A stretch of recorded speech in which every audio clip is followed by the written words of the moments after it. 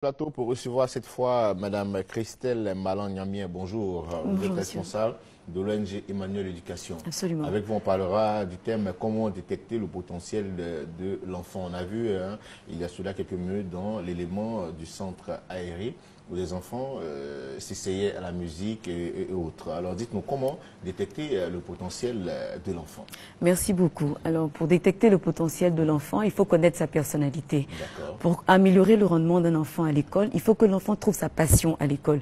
On s'est rendu compte que nos enfants ont deux problèmes majeurs aujourd'hui, ce qui impacte négativement leur scolarité. C'est qu'ils ont du mal à se concentrer parce qu'ils sont distraits. Et pourquoi ils sont distraits? Parce que l'environnement les distrait. Parce qu'aujourd'hui, il y a Internet, il y a Facebook, etc. Il y a beaucoup de choses qui dans l'environnement qui fait que les enfants n'arrivent pas à se concentrer. Donc comment aider les enfants à se concentrer? Il faut détecter leur potentiel. Il faut qu'à l'école, l'enfant trouve sa passion. S'il trouve sa passion à l'école, il va aimer aller à l'école et l'école ne sera pas une corvée pour lui. Pour détecter le potentiel, donc il faut détecter déjà le type d'intelligence de l'enfant. Hein? À quoi répond donc ce type d'intelligence-là? Chacun d'entre nous a un don. C'est pour ça que je dis toujours aux parents, je dis toujours aux enseignants, il n'y a pas d'enfant bête, il n'y a pas d'enfant qui ne soit pas intelligent. On a tous une intelligence quelque part. Et dans tout, il y a une réflexion derrière. Donc, on détecte le type d'intelligence. Il y a 9 types d'intelligence, donc au total, pour tous les êtres humains. Et nous, on va détecter le type d'intelligence dominant chez l'enfant. Une fois qu'on trouve ce type d'intelligence dominant, on va orienter l'enfant dans une activité d'éveil qui va stimuler ce type d'intelligence. Donc, réveiller ce type d'intelligence. L'objectif, c'est quoi? Pour qu'un enfant travaille, il faut le motiver, il faut le mettre en confiance. Le mettre en confiance, c'est quoi? C'est que quand l'enfant, par exemple, est en 6e, il faut qu'il sache que s'il est arrivé en 6e, c'est parce qu'il a la capacité de comprendre tout ce qu'il fait en 6e. Deuxième élément qui va le mettre en confiance, c'est qu'il faut qu'il excelle dans quelque chose. Dans quoi il va exceller? Dans ce dans quoi il a un potentiel.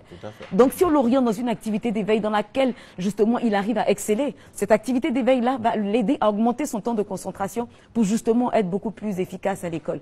Donc l'enfant va se retrouver à pouvoir se concentrer 3-4 heures, lui qui n'arrivait pas à se concentrer 1 heure, 2 heures devant un devoir de mathématiques ou un devoir de sciences physiques. D'accord. Vous parlez de différents types d'intelligence au nombre de 9. Alors, est-ce qu'on peut avoir ce type d'intelligence-là? Absolument. Alors, on a l'intelligence linguistique, donc tous ceux qui ont une intelligence particulière pour utiliser les langues. L'intelligence scientifique, mathématique, on va dire, donc tous ceux qui ont une facilité pour retenir les chiffres, voilà, pour la logique mathématique. L'intelligence intrapersonnelle, cette intelligence-là est une intelligence qui vous permet de vous comprendre vous-même, de comprendre vos réactions par rapport à vos émotions. L'intelligence interpersonnelle qui vous comprend de mieux comprendre les autres, d'anticiper sur les réactions des autres. L'intelligence musicale que nos artistes utilisent avec dextérité. L'intelligence naturaliste qui consiste à comprendre tous les phénomènes naturels, la biologie, etc. En général, ils vont être des biologistes, etc. Parce qu'il faut dire qu'à tous ces types d'intelligence-là correspondent des métiers auxquels nous, on donne ces métiers-là aux enfants juste à titre indicatif pour que déjà ils puissent se dessiner dès la 6e un projet de vie. L'intelligence existentielle, elle va concerner un petit peu les historiens, les politiciens, des personnes qui aiment réfléchir sur des questions existentielles. Enfin, l'intelligence visuelle spatiale qui va concerner un petit peu les architectes, les décorateurs, voilà, tous ceux qui ont le sens vraiment de l'harmonie des couleurs, etc. D'accord, mais dites-nous, à partir de quel âge véritablement l'on peut déjà détecter le potentiel chez un enfant? Alors, à tout âge. Déjà, avant 7 ans, par l'observation, donc l'observation des jeux, des centres d'intérêt de l'enfant, quand il vient, quand il est à la maison, à quoi il aime jouer, on peut déjà détecter ces centres d'intérêt qui vont correspondre donc au talent, au don qu'il a en lui. Ensuite, avec les tests donc, que nous utilisons à partir de la classe de CE1, donc on va dire à partir de 8 ans, on peut utiliser ces tests-là pour détecter le type d'intelligence de l'enfant.